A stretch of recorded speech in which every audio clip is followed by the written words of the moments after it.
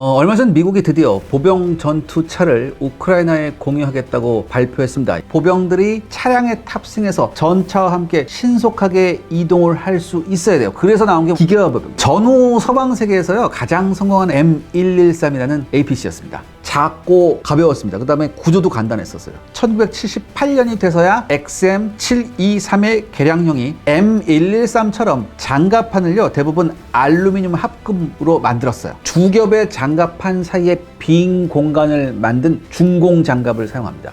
무장으로는 M240 7.62mm 기관총하고요, M242 25mm 체인건, 그리고 토우 대전차 미사일 두 발이 사용됐습니다. 오랜 시간 전투가 가능하다는 뜻이죠. 이동 탄약고 역할도 톡톡히 수행할 수가 있습니다. 그리고 토션바 형태의 현수 장치를 장착해서 신뢰성도 아주 높았습니다.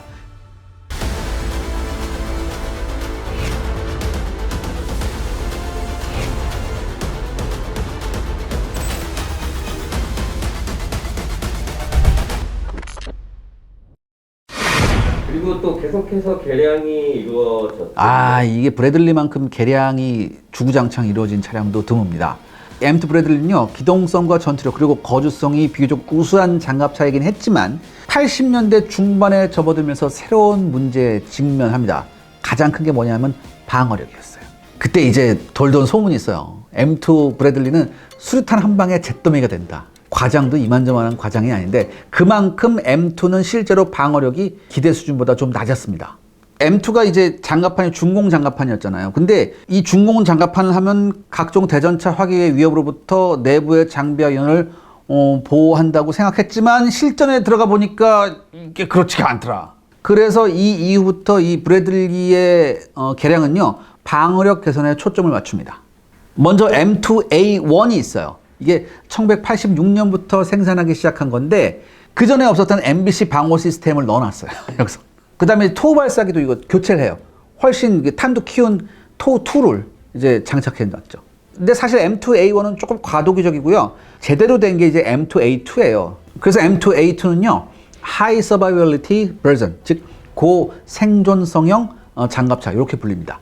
이게 1980년대 말부터 연구가 시작되는데 이 A2에 대한 연구가 시작된 이유가 바로 소련이 30mm 기관포를 탑재한 신형 보병 전투차인 BMP-2를 개발해서 배치했기 때문입니다.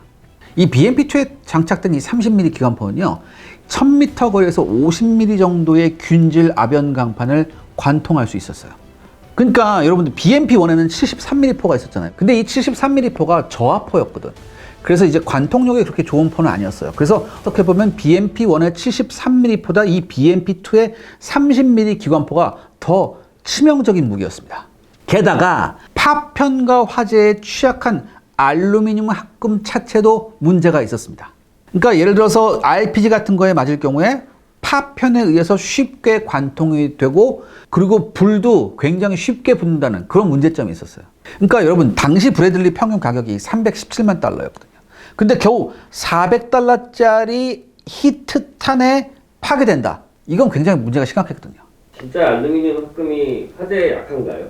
이것도 약간 좀 오해가 있긴 해요. 물론 강철보다는 조금 불이 잘 붙긴 한데, 근데 강철로 만들어도요, 사실 이게 장갑이 뚫리면 겉에 보기에는 좀 멀쩡해도 이미 안에 있는 모든 승무원들은 전사해요. 그리고 그 안에서 탄약이 내부에서 기폭되면요, 아무리 강철로 된 차체라도 폭발과 함께 엄청난 온도로 불타는 건 마찬가지입니다. 사실 진정한 문제는 뭐였냐? 알루미늄이 상대적으로 파편에 취약하다는 거였어요. 그렇기 때문에 이 M2A2형은요, 우선 파편의 산란을 막기 위해 차내의 중요한 부분에 케블러 복합재로 만든 파편 산란 방지 내장재, 즉 스폴라이너가 장착되어 있었습니다. 그리고 이제 화재를 예방하기 위해서요, 내장재가 불연성으로 교체되고요, 탄약의 보관 장소도 교체됐죠. 특히 계속해서 말씀드렸던 BMP-2의 30mm 기관포에 대응해서요, 차체와 포탑에는요, 두께 25mm의 방탄강을 볼트로 고정하는 방식의 추가 장갑이 장착됐습니다. 주목할 부분은요, 차내에 설치된 라이플 포트가 거의 사라졌다는 거죠. 6군데가 있었잖아요. 좌측 2개, 우측 2개, 뒤에 2개. 근데 이 6군데 중에 뒤쪽 2개만 남고 그 좌우에 있는 건 다 없애버렸어요. 이유가 뭔가요? 이것 때문에 방어력이 취약해진다는 그런 지적이 있었어요. 그러니까 이게 방어력 때문에 이렇게 했다는 것도 배경 중에 하나지만 그에 못지않게 라이플 포트가 별 실효성이 없다는 그런 얘기도 있었어요. 그러니까 이게 뭐냐. 그러니까 이게 라이플 포트를 통해서 사격을 하는 거는요, 명중률이 일단 낮아요. 궤적 가지고 쏴야 되니까. 명중률이 낮고, 그 다음에 사용 범위 역시 뭐야. 이게 수십 미터 이내요. 그러니까 쉽게 말해서 20미터 정도야, 사실 이렇게 쏘면은. 근데 문제는 뭐냐면, 이렇게 가까이까지 적이 접근한 상황이라면 이미 이 차량은 돌이킬 수 없을 만큼 심각한 위협에 빠진 경우가 대부분이었어요. 그래서요, 실제로 여타 국가들은 보병 전투차에 라이플 포트를 안 다는 추세예요. 거의 없어요.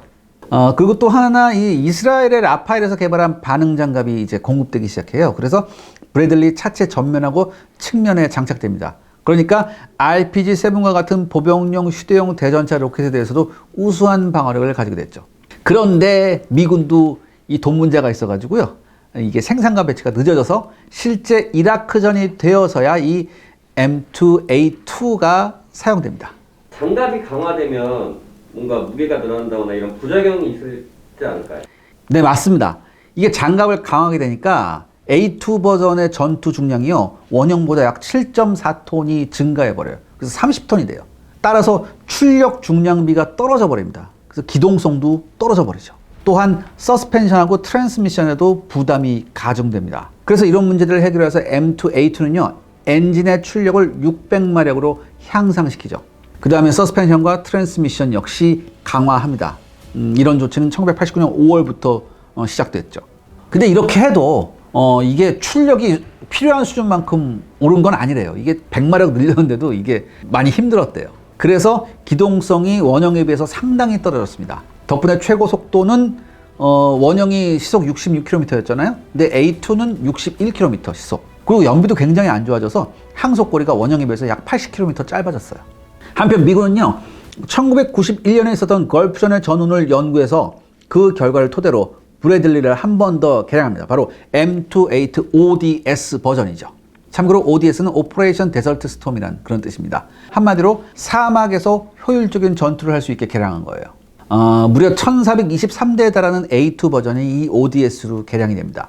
이 ODS의 최대 특징은요, 뭐냐면은 네트워크 전술을 수행할 수 있는 거예요. 즉, 적 아군 부대의 위치, 전력 등의 전장 정보나 상급 사령부로부터의 작전 명령을요, 실시간으로 받을 수 있는 디지털 통신 시스템 FBCB2를 장착합니다.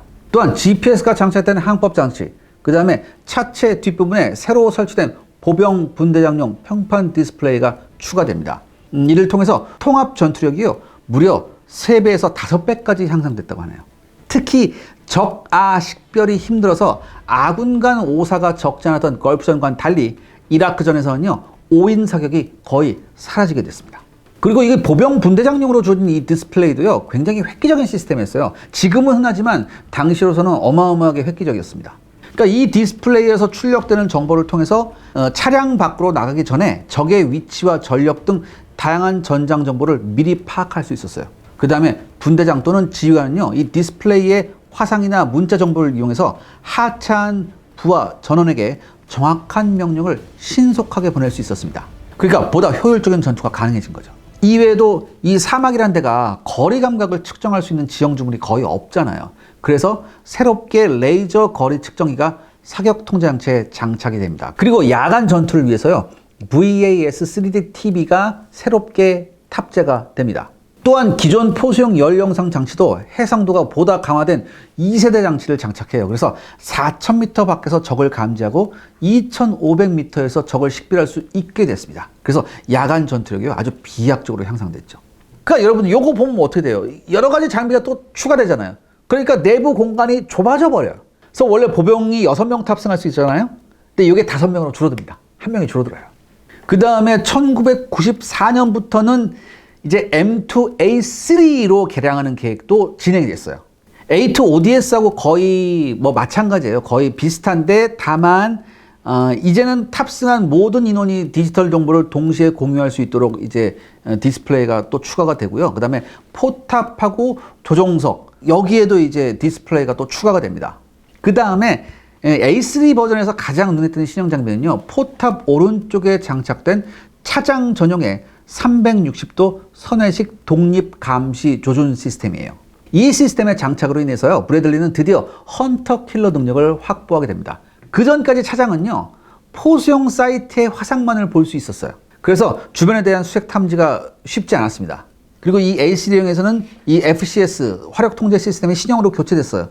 그래서 어떻게 되느냐? 목표에 대한 자동 추적 능력이 새로 추가가 됩니다. 그러면 이렇게 개량하면 네. 또 막 무거워지지 않을까요? 네, 더 무거워져서 기동력이 더 떨어집니다. 최고 시속이 60km도 안 나온다는 얘기가 있어요. 아무튼 1997년부터 M2 A3 개량형이 시작이 됐고요. 모두 1602대가 지금 배치되고 있습니다. 시청자 여러분들의 구독과 좋아요는 영상 제작에 정말 큰 도움이 됩니다. 여러분들 부탁드리겠습니다. 구독과 좋아요. 중요한 실전. 실전 중요하죠. 이 브래들리의 데뷔전은 걸프전입니다. 근데 이 걸프전에서 브래들리는 진짜 큰 전과를 올렸어요. 그러니까 개발 당시에 제기되었던 비난 여론을 잠재우는데 성공을 할 정도로 굉장히 활약이 컸어요. 근데 걸프전 초기에는요, 개량되지 않은 브래들리 초기형도 투입됐어요. 그래서 방어력 문제가 그때 굉장히 많이 대두가 됐죠. 그래서 이것 때문에 미 육군이 생존성이 우수한 A2 버전을 투입할 필요성을 느끼게 됩니다. 그래서 이제 A2 버전 신규로 생산된 것하고 그 다음에 유럽에 전개되어 있던 A2 버전을 빼내가지고 다 이제 여기 걸프전에 밀어넣어요. 그래서 이제 이 걸프전 당시에 배치된 브래들리 중에서 A2 사양이 48%, 한 절반 조금 안 되고 A1 사양은 33%, 그 다음에 극초기 사양 요거는 19%였어요. 이 미 국방성의 보고에 따르면요, 브래들리는 지산전 당시에 약 90%가 넘는 가동률을 유지했습니다. 특히 기동성 측면에서 매우 높은 평가를 받았습니다. 그러니까 한마디로 M1A1 전차와 양동 작전을 펼치는데 아무런 문제가 없었어요. 이외에도 포수 차장 사이트에 부착된 열 영상 장치하고 주포인 25mm 부시마스터 기관포가 굉장히 좋은 평가를 받았습니다. 이 열 영상 장치는요, 연기나 모래바람 속에서도 우수한 성능을 발휘했습니다. 그러니까 상대적으로 성능이 떨어지는 구형 FCS를 장비한 이라크구의 기갑 차량을 처음부터 압도할 수 있었어요. 다만 문제가 없었던 건 아니죠. 이 당시에 브래들리에 탑재된 열 영상 장치는요, 해상도가 좀 높지 못했습니다. 그래서 물체의 정확한 형태까지 보여주지 못했어요. 이렇게 되니까 피하 간의 식별에서도 문제점이 나왔습니다. 그래도 25mm 기관포는 평가가 좋았다고. 네, 이게 평가가 굉장히 높았는데 당시 이 25mm 부시마스터 기관포에다가 새로 개발된 열화 우라늄탄이 들어갔어요. M919 APF SDS 티탄이라는 건데 이게 공격력이 월등했습니다. 그러니까 기존 텅스텐보다도 관통력이 훨씬 높아가지고 50mm 장갑을 관통할 수 있었어요. 그래서 소련제 BMP는 물론 측면이라면 연발 사격을 통해서 T-55급 전차까지도 관통이 가능했습니다. 그런데 이게 1990년에 선행 생산이 막 시작된 상태였거든요. 이 열화 우라늄탄이. 그래서 부대에 배치된 양이 아주 적었어요. 그래서 브래들리 포수들은 어떻게 했느냐? 열화 우라늄탄 한 발을 쏴서 명중을 확인한 다음에 두세 발을 끊어서 쏘는 방식으로 탄을 아껴 썼습니다. 그 다음에 내내 문제가 됐던 방어력은요, 희비가 좀 교차했습니다. 적어도 철갑탄을 맞는 경우에는 관통 시 생기는 파편 비산에 따른 피해가 거의 없었대요. 그러니까 아까 말씀드렸던 뭐가 제 몫을 했다? 이 스폴라이너가 제 몫을 했다는 얘기죠. 하지만 30mm 기관포를 막을 수 있도록 설계된 A2형의 측면 장갑이요, 이라크군의 14.5mm 중기관총에도 관통되는 그런 사건이 발생해요. 그래서 이제 부랴부랴 이제 추가 장갑판을 설치했죠. 근데 가장 문제가 된 건 뭐냐? 걸프전 때. 바로 여러 번 말씀드렸자면 피하 식별이었어요. 이 걸프전에서 파괴된 브래들리는 모두 20대였습니다. 그중 무려 17대가 아군에 의한 오인 사격이었습니다. 걸프전 이후에 2003년에 발발한 이라크 전쟁에 참가한 브래들리는요, A2와 A2 ODS 그리고 저군수만 배치되어 있던 A3였습니다. 앞에 두 버전은 주력이었던 제3보병사단이 장비하고 있었고요. 신형 A3는 제4보병사단에만 배치가 돼 있었죠. 그래서 이 A3는 초기 공격 작전에선 사용되지 못했습니다. 당시 3보병사단은요, 이 브래들리를 이용해서 이라크에서 여러 가지 작전을 수행했는데 그 중에 하나가 민병대원들하고의 전투였어요. 그러니까 여러 경우에 민병대들이 이제 산발적인 공격을 했을 때 이 브래들리가 나서서 기관포를 난사하기만 하면 순식간에 상황이 정리가 됐습니다. 또 이런 경우도 있었어요. 어떤 상황이었냐면 굉장히 짧은 거리에서 RPG를 막 쐈어요, 브래들리한테. 근데 이 RPG가 폭발을 안 했습니다. 왜냐하면 이 민병대들이 너무 흥분한 나머지 너무나 가까운 거리에서 RPG를 쐈어요. 근데 여러분 이 RPG는요 5m 이내에서 맞으면 폭발을 안 해요. 그래서 기사회생한 브래들리가 바로 기관포를 난사합니다. 그래서 상황을 정리했죠. 그러니까 이게 이제 굉장히 극적인 전투 사례거든요. 근데 이 전투 사례에서 브래들리는요 무려 493명의 민병대를 사살합니다. 그 다음에 다량의 차량과 부대 시설을 파괴했죠. 특히 초근접전일 경우에는요 너무 화력이 강한 전차의 주포보다는 기관포가 더욱 효율적이라는 것을 입증했어요. 하지만 부작용도 있었죠. 왜냐하면 이렇게 하다 보니까 생각보다 탄약이 굉장히 많이 소모됐어요. 그래서 이라크전 초기 이후에 모든 브래들리는요 평소에 2배에 달하는 탄약을 적재했습니다. 그 다음에 이제 이라크전 초기에 가장 유명한 전투가 이제 나자프 전투예요. 이 나자프 전투에서 미 제3사단은요 약 1000명의 민병대와 100대의 무장 트럭을 섬멸하게 됩니다. 그리고 바그다드 근교에서 그 유명한 썬더런 작전을 실시하죠. 이 썬더런 작전이 뭐냐면 이 M1 전차하고 M2 브래들리로 팀을 짜서 이제 바그다드에 진입하는 그런 작전이었어요. 근데 이게 이라크군한테 굉장히 큰 심리적 타격을 줍니다. 특히 이 썬더런 작전을 통해서 이라크 대통령군을 점령해버려요. 그리고 여세를 모아서 일거에 바그다드 시내로 도입을 하죠. 그래서 처음에는 이게 굉장히 이 보병자의 3사단이 큰 희생을 치를 줄 알았는데 별로 희생 없이 바그다드를 쉽게 점령해버립니다. 그러니까 사실 여러분 이라크전에서 사단급 전투가 거의 없었어요. 그렇기 때문에 M1 전차의 활약은 크지 않았습니다. 반면에 민병대와 같은 소규모 게릴라들이 공격해온 경우가 굉장히 많았어요. 그래서 브래들리의 활약이 상대적으로 아주 많았었습니다. 재밌는 것은요, 한때 이 브래들리 보병 전투차는요, 스트라이커 전투 차량에 밀리는 듯 했어요. 이제 시대가 변했다 막 이렇게 해서 뭐 신속 기동군이 더 좋은 거야. 그래서 스트라이커 사단 뭐 스트라이커 여단 창설되고 막 이렇게 했는데, 근데요 이 스트라이커 장갑차가 시가지 전투에서 사용하기에는 방어력과 화력 모두가 부족하다는 결론이 나와요. 그래서 심지어 무슨 일이 있었냐? 스트라이커 여단이 이제 보관된 M2A2 브래들리 보병 전투차를 다시 꺼내서 작전에 사용하는 그런 사례도 있었어요. 그렇다면 결론은 어떻게 되나요? 이 M2 브래들리는요 냉전 이후에 미 육군의 IFV로서 대활약을 펼쳤습니다. 현재 미 육군은 M2 브래들리 3,500여 대 전부를 대체할 유무인 복합체계 차기 보병 전투차 사업 OMFV를 개시한 상태예요. 여기에는 이제 우리나라 하나도 참여하고 있죠. 하지만 이게 워낙 대규모 사업이에요. 그 다음에 미군 대규모 사업의 특성을 여러분들 좀 잘 아실 거예요. 일정이 질질 늘어지는 거. 그쵸?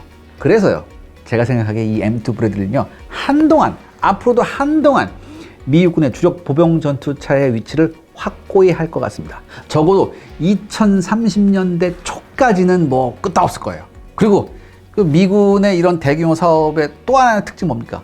진행하다가 돈이 너무 많이 들 것 같으면 뒤집어 엎어버리는 사례도 있었거든요. 그래서 경우에 따라서는 이 OMFV 사업 자체가 엎어질 수 있다. 그리고 또 중요한 게 뭐냐면 이 M2 브래들리는 이미 실전에서 그 능력이 증명이 되었습니다. 그렇기 때문에 이번 러시아 우크라이나 전쟁에서 우크라이나군의 손에 들어가서도 대활약을 할 수 있을 것이라 한번 기대해 볼 만합니다. 그렇다고 해서 여러분들 러시아의 T-80이나 T-90 전차 등과 맞짱 뜰 수 있다는 얘기는 아닙니다. 저희 샤르의 군사연구소에서는 최근 전역한 부사관 및 초급 간부 여러분의 연락을 기다리고 있습니다. 이메일로 연락 주십시오. 저희 샤르의 군사연구소에서는 항공 RC 관계자 여러분들의 제보를 기다립니다. 이메일 주시기 바랍니다.